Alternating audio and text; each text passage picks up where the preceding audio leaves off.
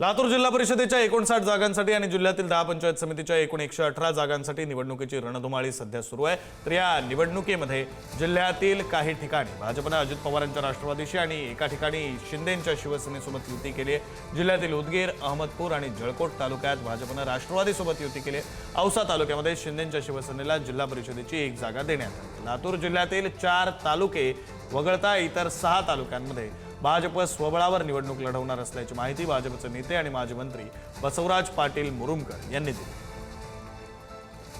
पंचायत समितीच्या एकूण जागा 118 असून त्यापैकी भाजप 101 जागेवर लढवत आहे आणि युती जी आमची झालेली आहे महायुती ते अहमदपूर, उदगीर, जळकोट